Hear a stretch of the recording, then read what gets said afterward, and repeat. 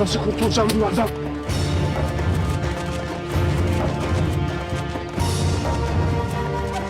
Günlerden bir gün dünyadaki bütün kuşlar bir araya gelmişlerdi.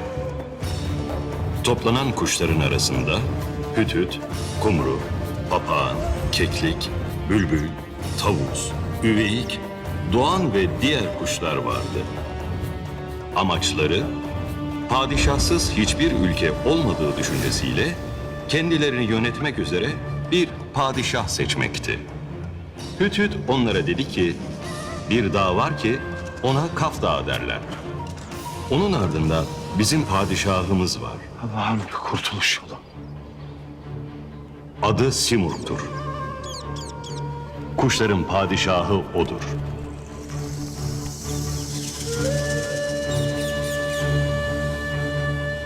Fakat bu yol bir hayale kapılarak aşılmaz. Burada yüz binlerce baş yerlere yuvarlanmıştır. Burada nice tuzaklar, badireler ve güçlükler var. Bu yola çıkmaya er gerek. Kuyudaki Yusuf, balık karnındaki Yunus, ateşe baş kesen İbrahim gibi. Çünkü delilsiz çıkılmaz, yollar Irak'tır. Hüt kuşlara delil oldu. Süleyman peygambere yoldaşlık etmiş bu hikmetli kuşun rehberliğinde yola çıktı kuşlar. Fakat yol pek uzundu. Menzil de pek uzaktı. Yorulanlar, yolda kalanlar oldu. Hepsi de gitmek istiyordu ama yine de her birinin başka bir mazereti vardı. Yorgunluk, hastalık, arzular, emeller, korkular, hayaller birleşip bahane oldu her birine.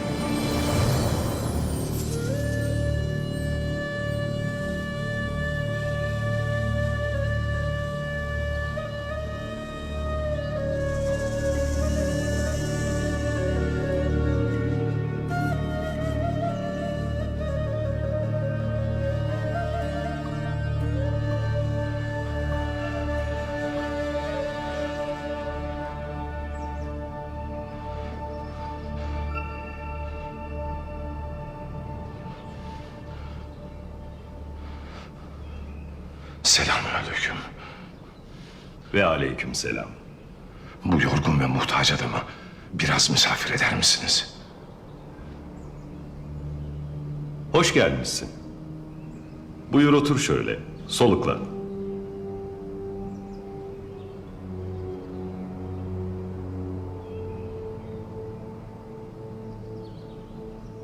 Nereden gelip nereye gidersin? Dünyadan gelir, yine dünyaya giderim. Diyar diyar gezen bir seyyahım. Burası fani dünyadan kaçıp ebedi olana ulaşmak isteyenlerin yeridir. Lakin sen neyden kaçarsın? Eşkıyadan. Yolumu kestiler. Atımı aldılar. Beni de gasp etmek istediler. Ama kaçtım. Tam da kaybolmuşken yolum buraya düştü. Bir papağanın peşinden hem de. Merak etmeyin. Sizin başınızı belaya sokmam. Çok durmam. Yeter ki onların eline düşmeyeyim. Merak etme. Eşkıya dışarıdadır. Bu kapıdan giremez. Bu kapı içindeki eşkıyaya açılır.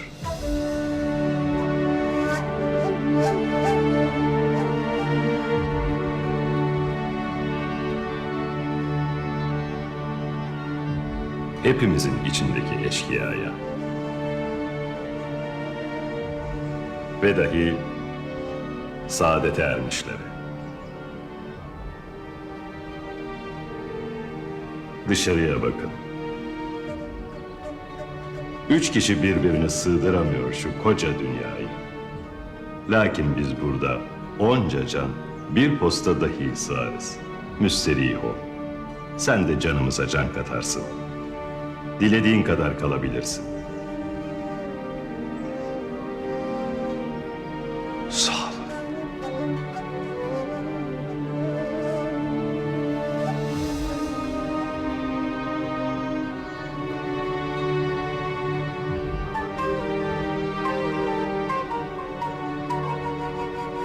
Misafirimize aş verin doysun, su verin serinlesin, döşek verin dinlensin.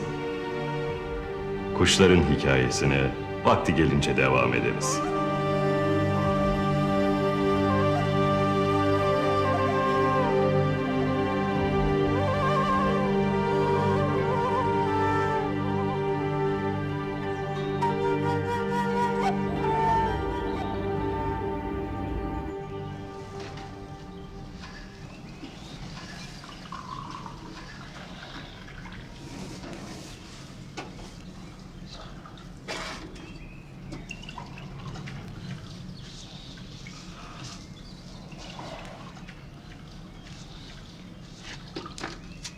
Haydi canlar. Bismillahirrahmanirrahim.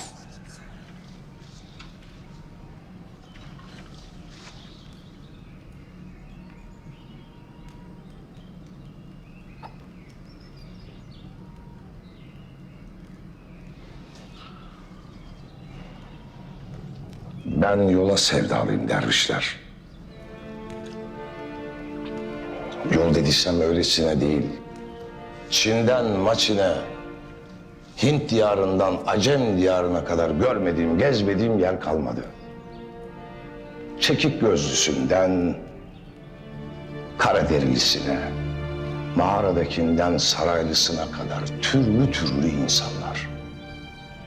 Dünyanın en ücra yerlerinde yetiştirilen meyveler, envai çeşit yemekler.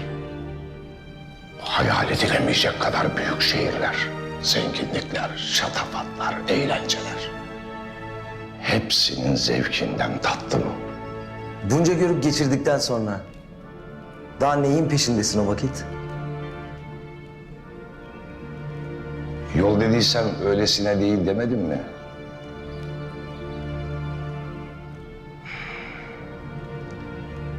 Sonsuzluğa çıkacak bir yolun peşindeyim. Ab-ı hayatın. Yani ölümsüzlüksün. Bu fani dünyada ölümsüzlük suyunu aramak da neymiş? Ah kardeşler, ah dünya nedir bilir misiniz? Ben gezip gördüğüm yerlerde nice sırlara vakıf oldum.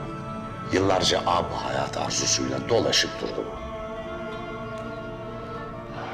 Şimdi Hızır'ı bulup bu hayatı da elde edeceğim.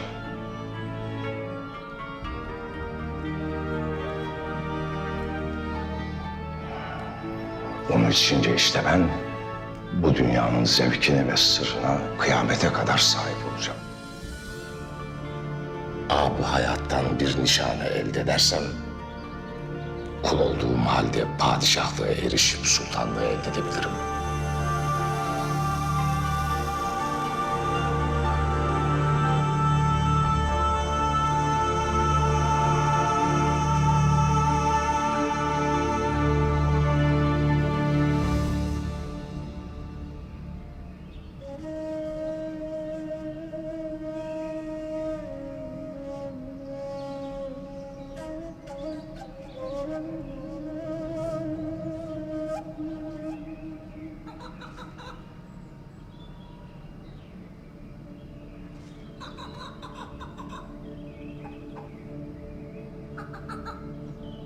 Sesin ayrı, kanadın ayrı güzel. Gagası süslü keklik. Sen uçarak git pazara. Biz yayan geliriz.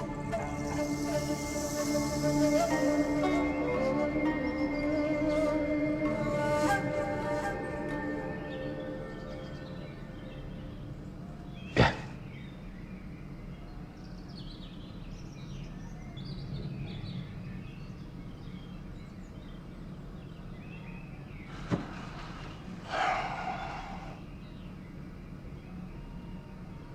İşte böyle bir seher vaktiydi. Uzun ve meşakkatli bir yolculuk ve sayısız badirelerin sonrasında Serendip'te kademgâh-ı Bab-ı Adem Dağı'na varmıştım. Ayaklarım çatlamış, dilim susuzluktan yarılmış, vücudum bitap düşmüştü.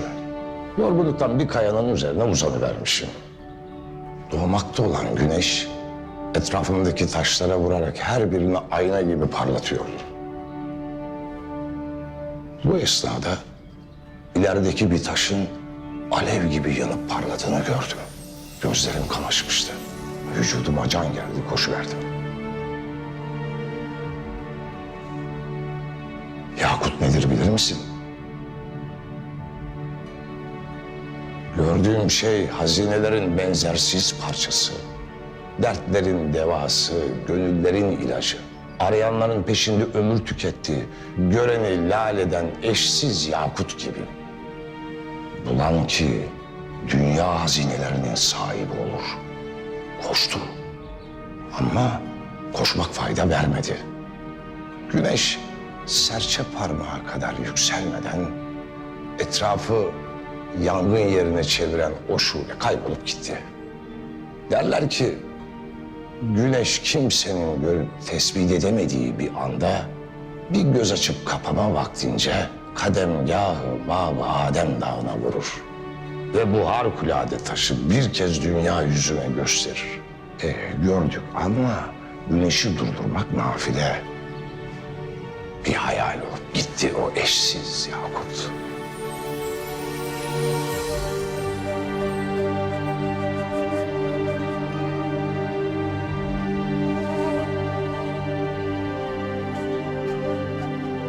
Müsaadenizle hocam.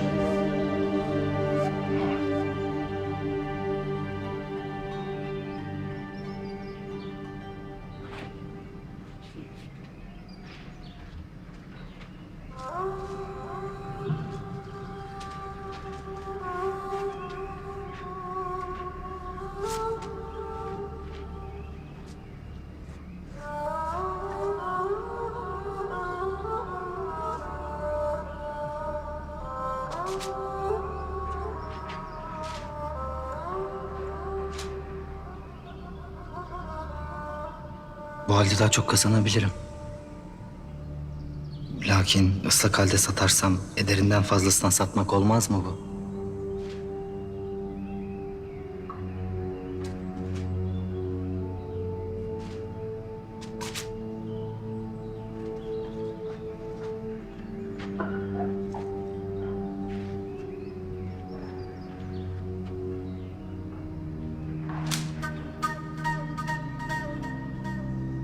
Daha fazlasını kazanırsam dergaha daha çok faydam dokunur. Dergahta daha çok çorba kaynar.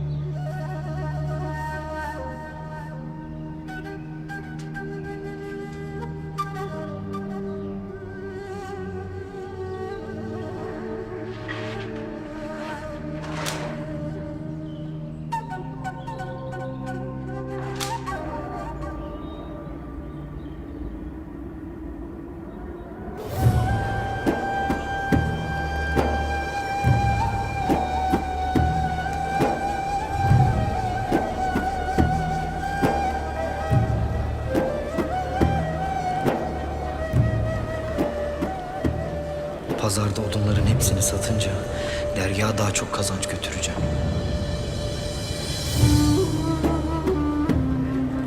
O vakit daha çok aş çıkacak. Muhtaçlara daha çok yardım edecek.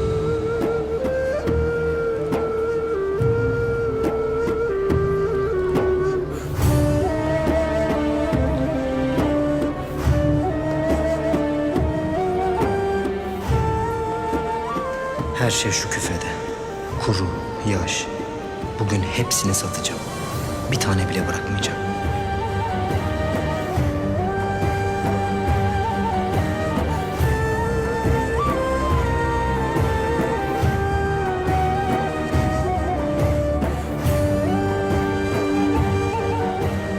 Sırtında dergahın selameti, garip gurebanın hayrı yüklüdür Cihan.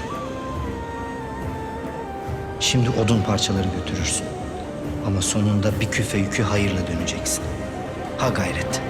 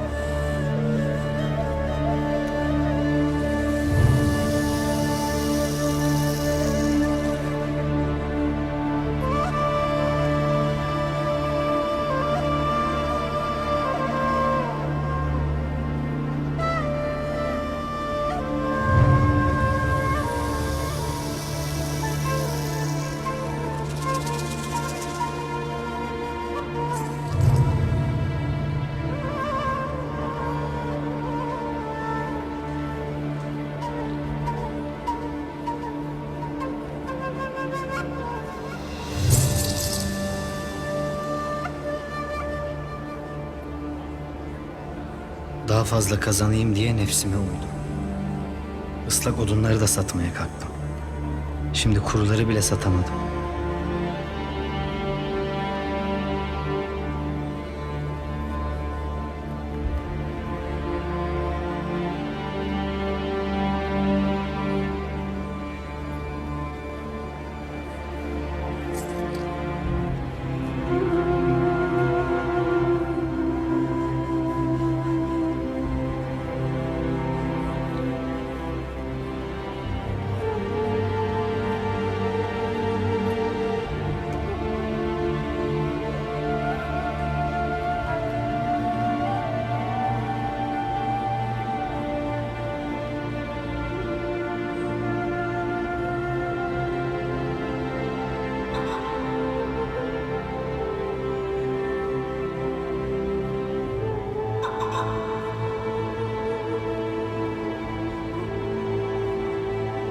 Yaman sekişli keklik.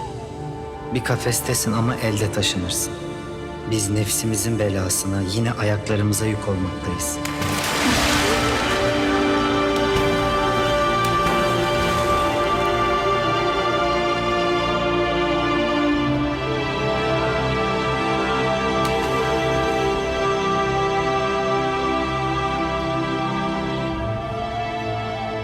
Biz nefsimizin içine hapsolup çamurlara battık.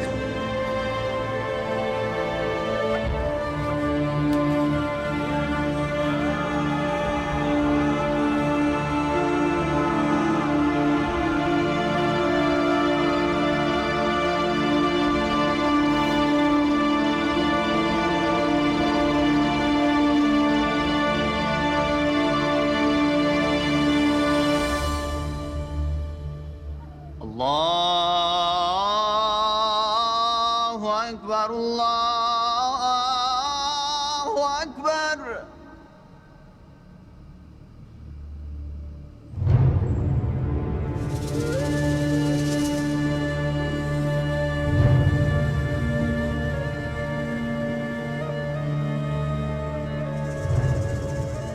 Neden utanır da kaçarsın?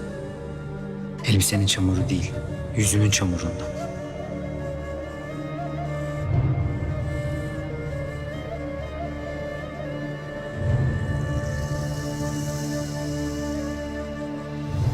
Allahu Ekber. Allahu Ekber.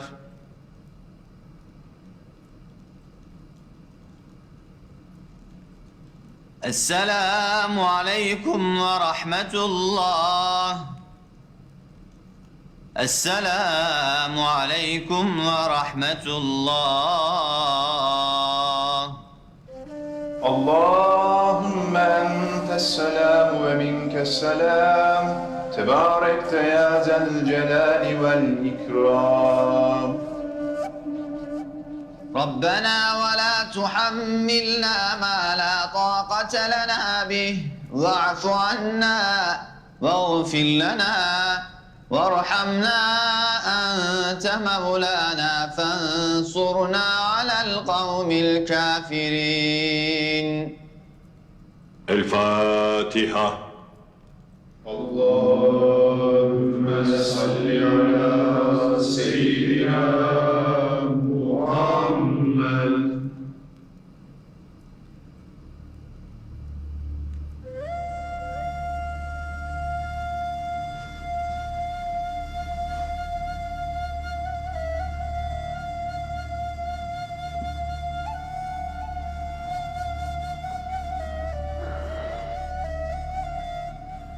Ya Allah.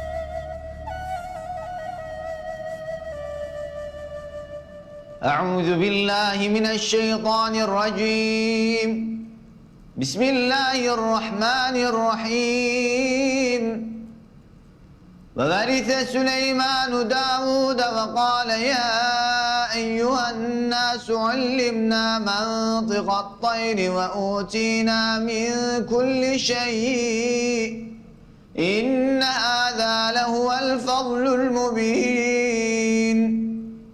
وحشر لسليمان جنوده من الجن والإنس والطير فهم يوزعون حتى إذا أتوا على واد النمل قالت نملة يا أيها النمل ادخلوا مساكنكم لا يحطمنكم سليمان وجنوده وهم لا يشعرون فتبسم ضاحكا من قولها وقال رب أوزعني أن أشكر نعمتك التي أنعمت علي وعلى والدي وأن أعمل صالحا ترضاه وأدخلني برحمتك في عبادك الصالحين وتفقد الطير فقال ما لي لا أرى الهدهد أم كان من الغائبين لأعذبنه عذابا شديدا أو لأذبحنه أو ليأتيني بسلطان مبين فمكث غير بعيد فقال أحطت بما لم تحط به وجئتك من سبأ بنبأ يقين صدق الله العظيم.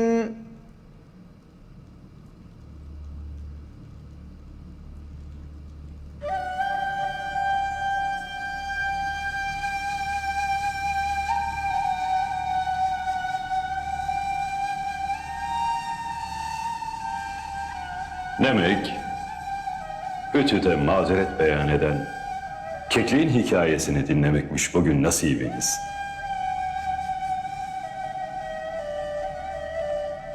Hütüd'ün yolculuğa davet ettiği kuşlardan biriydi keklikte. Keklik mahcup bir edayla yaklaşmış ve demiş ki ben mücevher elde etmek için daima dağlarda, bellerdeyim. Daima madenlerin etrafında dönüp dolaşmaktayım.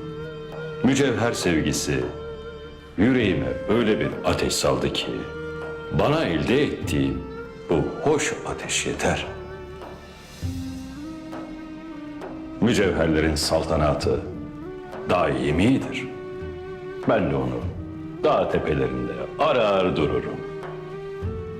Kuşların padişahı olan Simurg'un yolu müşkül bir yol. Benim sayem mücevher sevdasına dağda balça kakılmış kalmış. Yüreği pek Simurg'a nereden ulaşacağım? Elim başımda, ayağım balçıkta. Bu halde ulaşmama imkan var mı? Ütüd bunun üzerine demiş ki ey mücevher gibi renklere boyanmış keklik. Bu topallığın nedir? Ne vakte kadar bana topal, sakat özürler getireceksin?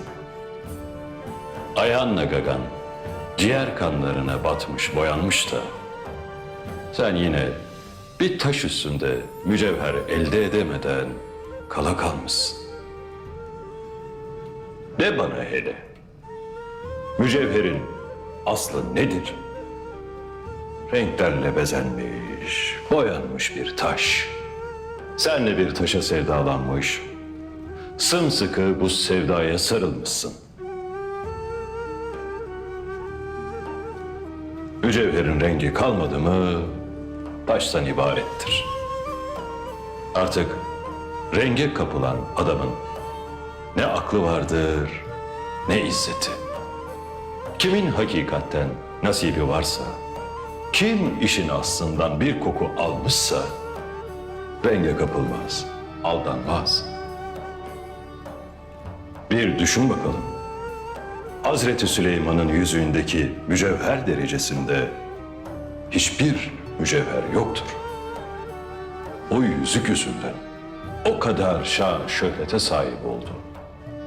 Fakat o yüzük de ancak yarım buğday ağırlığında bir taştan ibarettir. Süleyman o taşı yüzük yaptırıp parmağına takınca bütün yeryüzü hükmüne girdi. Süleyman bu saltanatı bulup bütün alemin hükmüne girdiğini gördü. Tahtı 40 fersahlık yeri kaplardı. Yer hükmüne uymuştu. Bunu görünce dedi ki, bu saltanat, bu düzen şu kadarcık bir taşa bağlı. Dünyada da, ahirette de kimsenin böyle bir saltanata erişmesini istemem. Ya Rabbi, ben ibret gözüyle bu padişahlığın afetini apaçık gördüm. Dünyada bu kadar şatafatlı ama ahirette pek değersiz. Benden sonra bu saltanatı kimseye verme. Süleyman bu mücevher yüzünden padişah oldu ama bu mücevher de Süleyman'a ma oldu. O yüzden peygamber olduğu halde yine de cennete diğer peygamberlerden 500 yıl sonra girecek. O mücevher Süleyman'a bile bunu yaparsa senin gibi birini nasıl şaşırtmaz?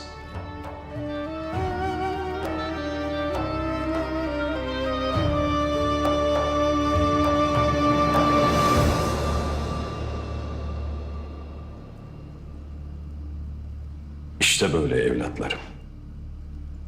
Bu dünyaya ait her şey geçicidir.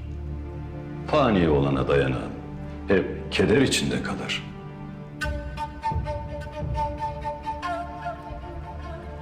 Gidip gitmeyecek gerçek hazine, ebedi hakikattir. Her şey yok olup gidicidir. Hakkın zatından gayrı.